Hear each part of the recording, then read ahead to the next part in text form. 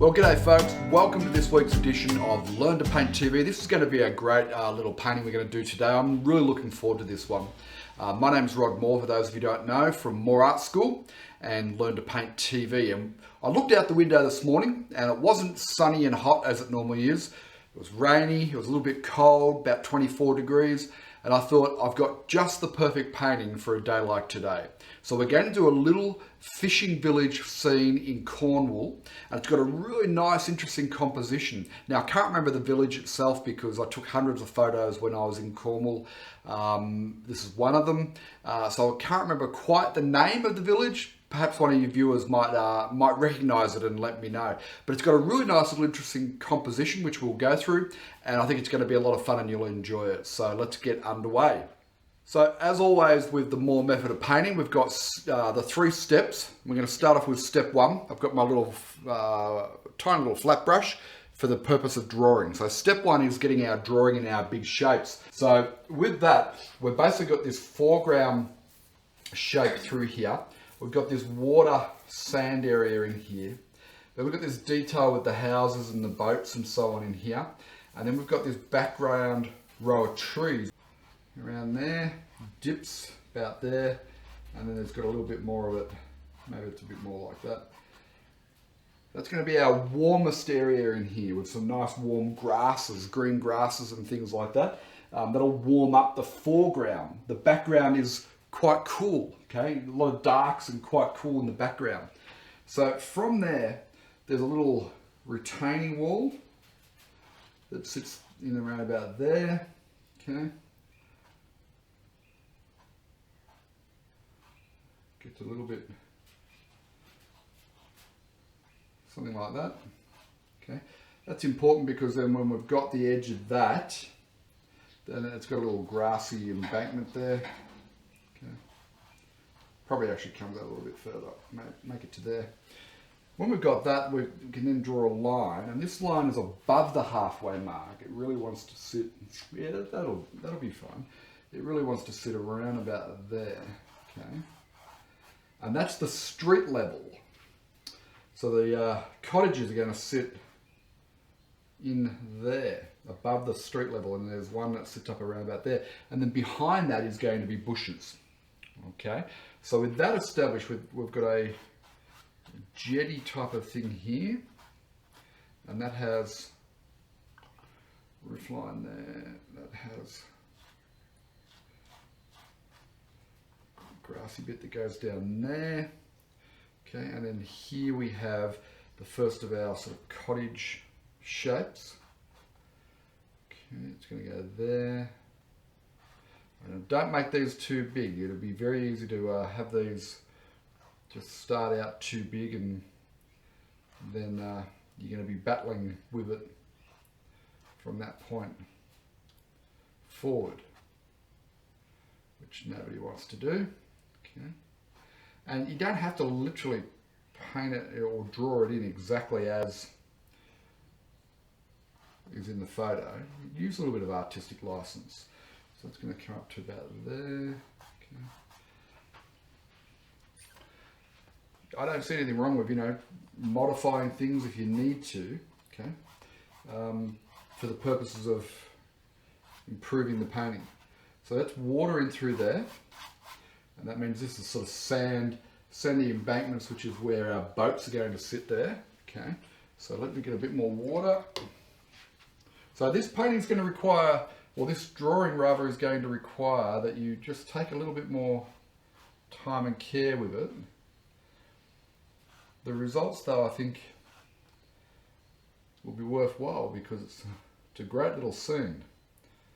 And if you can paint this, well, you can pretty much paint anything, I think.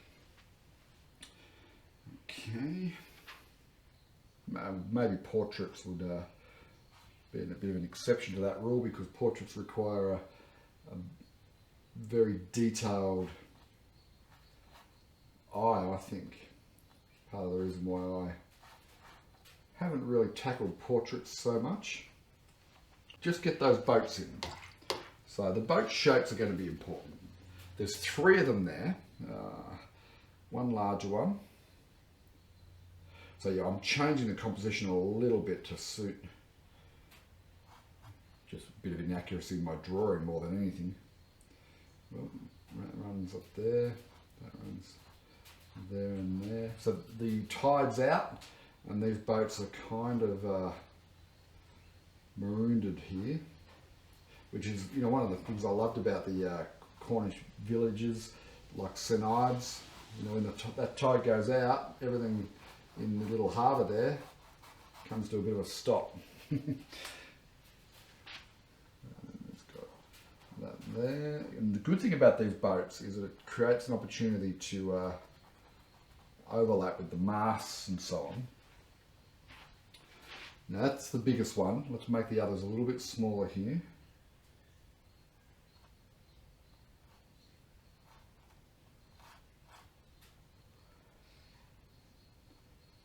Not too much. That's probably too big, that one.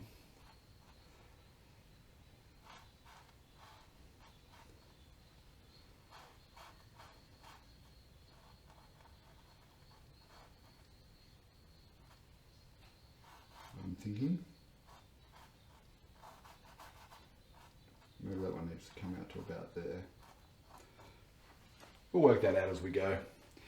And then on its side here we have a little dinghy type of boat. It's been left on its side by the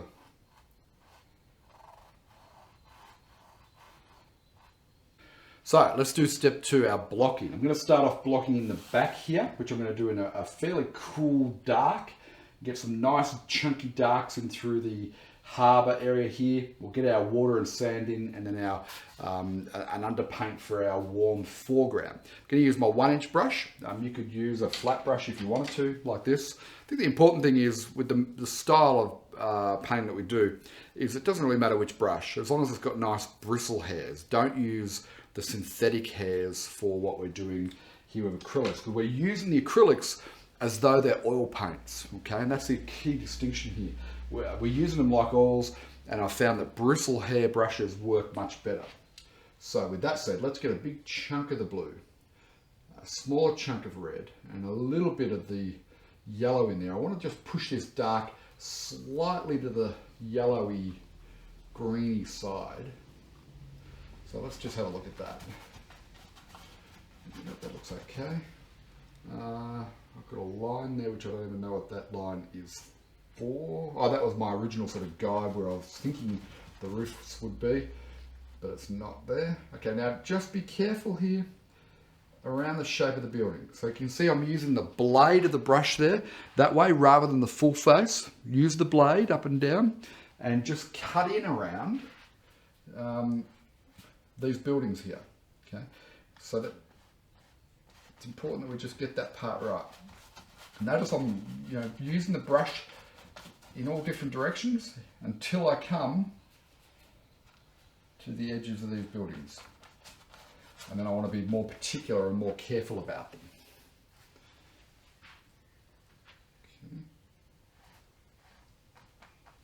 I won't worry about the chimneys so much because I can re-establish those quite easily, so I'll just go straight over the top of that one.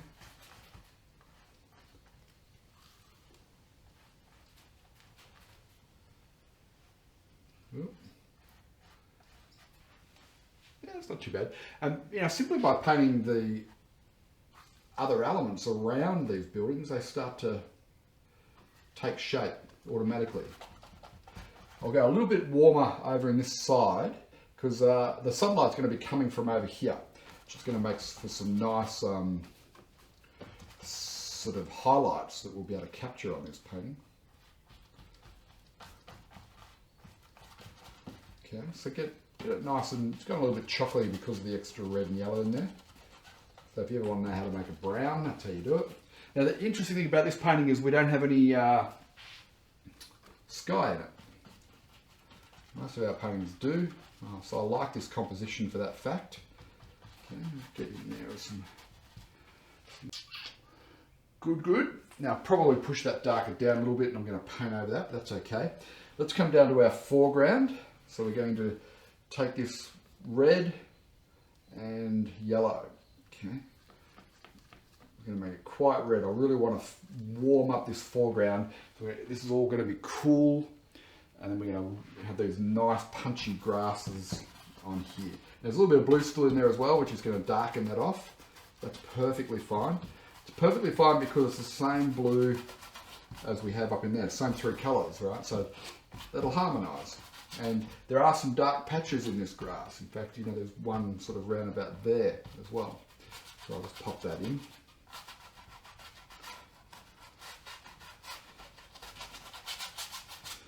Okay, pick up some more of this paint.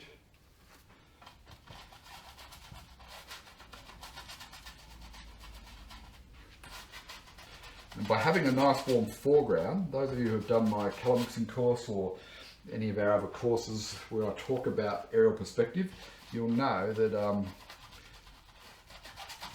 warm colours come forward. So it'll create a nice strong foreground area.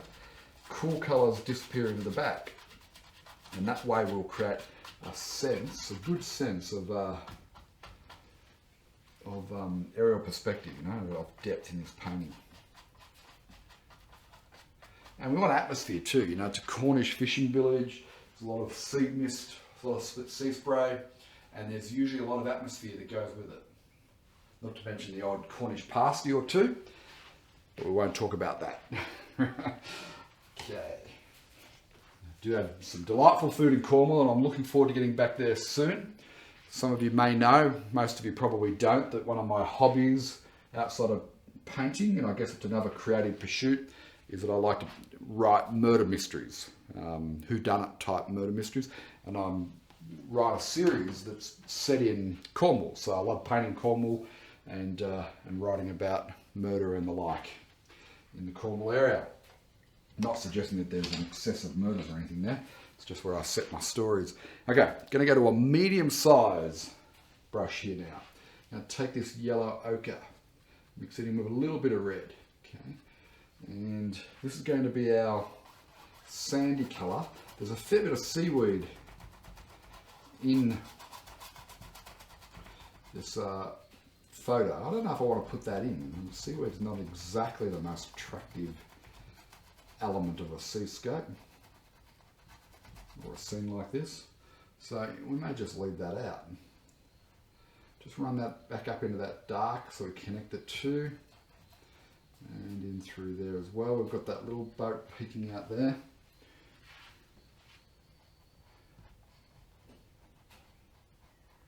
That's where I'm holding the brush, down there. I find that if you hold the brush up to, if you hold the brush up here like a pen, you lose that loose feel to it.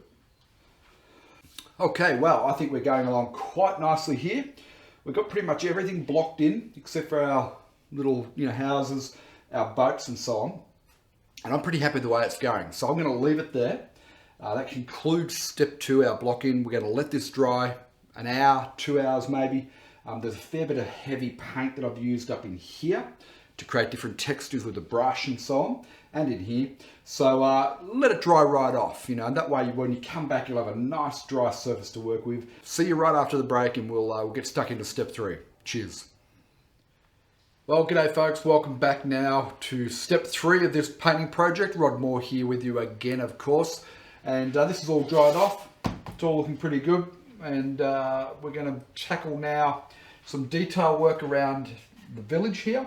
And then I'll come into the back as well. So I've got some fresh paint out. I've got our ultramarine blue, our alizarin crimson, yellow ochre, and cadmium yellow light, I think that one is, and our titanium white. And where I want to start off is I'll start with these buildings here. We'll just get in the shadow side walls here, first of all. So to get the shadow, it's a blue shadow on this buildings in here. So I'll get a little bit of blue, tiny little bit of the red, mix those together, and then we'll add our white to it. So I'll grab a chunk of that white on the side.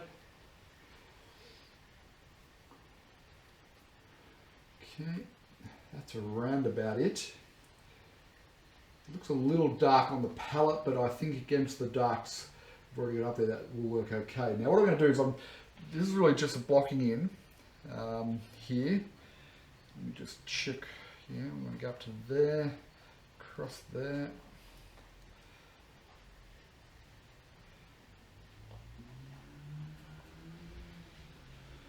Yeah, around about there. Okay, so just blocking that in. Get my edges reasonably straight. I've got a little bit out there, but I can fix that no problem. Okay, now, is that in? A little bit of it there, just sneaking through. Okay, where's our chimney? We've got one chimney around about there. Pop another one there. Okay, now I'll just take my squirt bottle. Okay, and I'm just going to squirt this water, and you'll see why in a second. I just want to wet that a little bit. Doesn't have to be a lot, just a little. And then I'm going to take this same tone, just ever so slightly darker. I'll just pull a little bit more of that blue paint from there. And then in line with this, okay, what we're going to do is just, whoop, that's all a little bit crooked. Just pull some paint into there.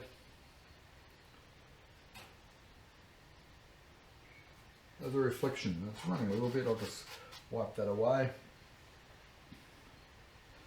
And we're putting a little bit more up in there, perhaps some in there as well. We'll see. We'll put in a little bit more than what we actually need for the moment, but that's going to be reflecting the walls up there.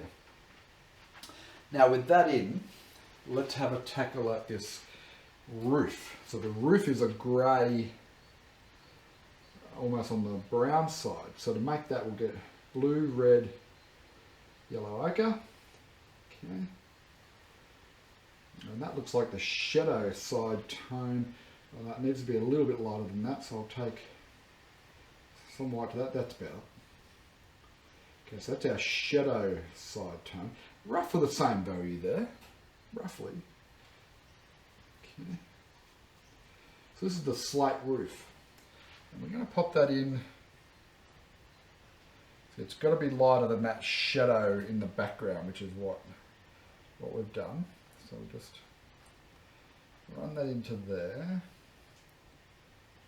And we'll run it into there.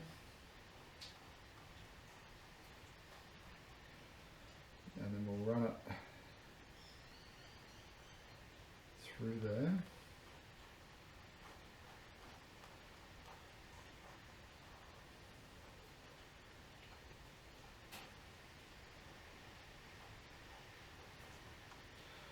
So, probably don't need it, but we'll just add in some into this reflection here and there.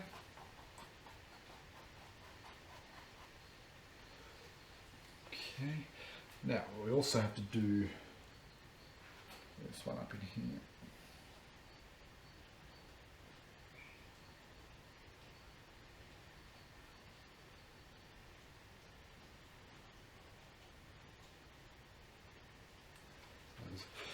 A little sneaky view of that cottage poking through there. And what I'm going to do is I'm going to make part of this one. I'm trying to think. I'm going to make part of this one here. Partly in shadow as well. That comes down there.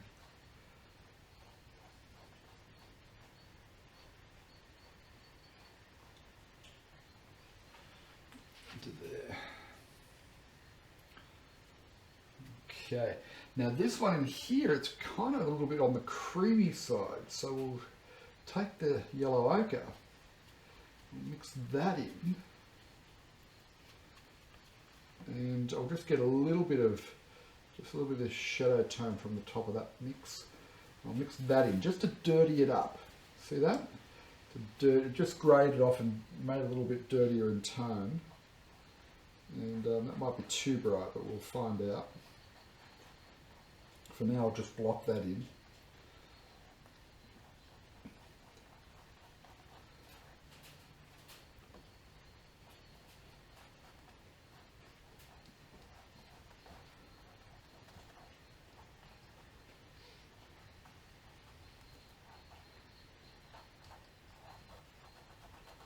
And this may not yet be coming out on the camera too much because, you know, it's still quite a dark green that I'm using. You might be seeing a bit of it. But as we now come in and we start to warm that up, okay, let's just try that warmer tone and see where that takes us around the edges of this. Not too much paint on the brush with these highlights.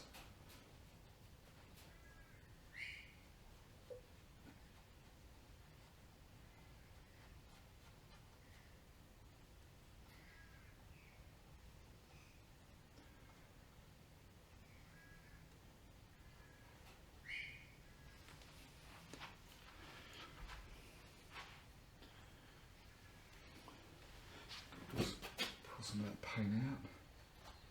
Whoop, didn't pull enough out obviously, so I'll just use a finger in there.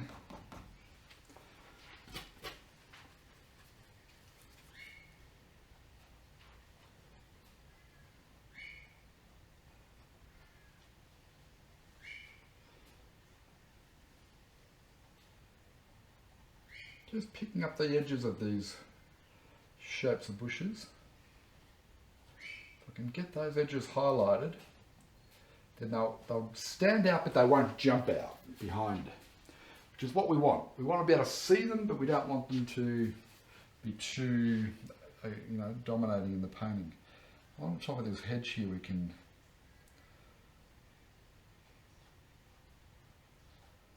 just indicate that sunlight there. And I'm just going to start popping in just a few marks here and there. Don't make these perfect. Make them a little bit unperfect.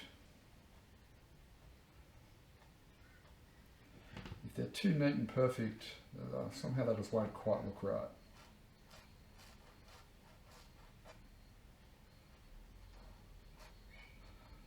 Shadow underneath there.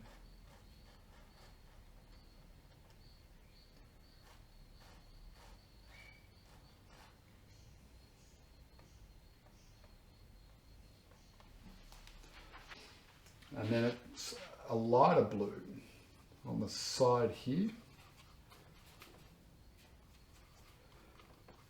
I won't hit it with the lightest blue just yet.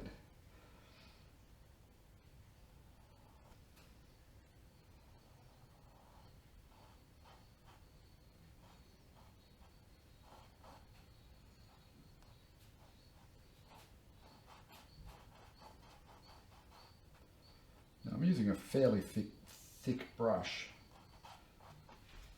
You know, for this type of detail work, it's probably not the ideal brush, but not to worry. I'll get this purpley mauve tone. I'm going to use that along here. They've got this awning, or maybe it's a sail or something that they've got hung up there. Okay, and then we've got a lighter side to the boat.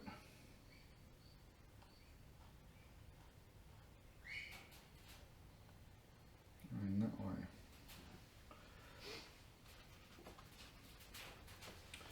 Then this boat here.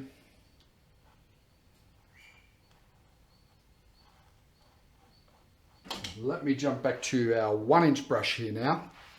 I'm going to get some grasses in there, and I want to use a flicking technique. So we'll take a big chunk of this blue. We'll start off with the darker grasses. I'm going to need some more yellow ochre for that. Maybe not. That's just, there's a bit of red, bit of yellow ochre, and a little bit of the highlight green there as well. So I'm just going to use the edges of this brush. Lose that boat a little. So this is just our mid-tone, which I'll put in here. Keep as much of that shadow area as we can.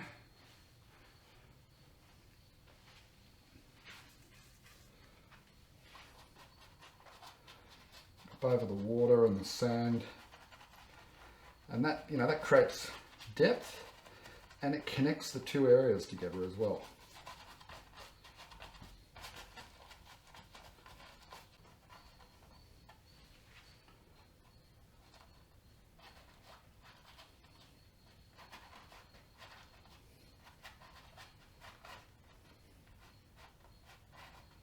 And that way you don't have to go and attempt to paint every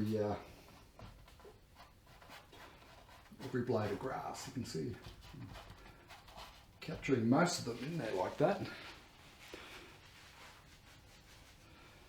Getting it nice and warm. And then I'll turn it back. I'll knock it back a little with the yellow ochre. Bring some of that into here. I don't want to overdo it. That's important. And I'm thinking that's about where we're going to leave it. So folks, I'm quite happy with the way this one's come up. We've taken a bit more time, put a bit more work and detail into this than what we might normally do with the Learn to Paint Club. But overall, I think it's come up really nicely. We've got a nice glowing effect through the little village there. We've got some detail around the boats. Not too much, but enough just to paint the scene, you know, set the story. You've got the harbour here, little boat sort of half in the water, half on the sand. And there's really bright, warm foreground, which has got some, you know, bright grasses catching in the light. And I think it's a nice balance between enough detail, but not too much. It's a little bit more complex than we'd normally do. So for those of you who have been looking for something a bit more advanced, have a go at this one. And it creates a lovely little atmosphere. And it reminds me of, you know, the times when I was very lucky to go and spend some time in Cornwall. And can't wait to get back there, to be perfectly frank. Yeah, great little painting. Have a go at it. Let me know how you go. Send me a photo. I'd love to see it. Make sure you drop by our website, www.learntopaint.tv. And I'm about to add up there the option to download the full-length version of any particular painting project that you'd like. So have a look for that. But most of all, you know, come and check out this project and others that we've got up on the website there, www.learntopaint.tv. Look forward to seeing you next time. Cheers.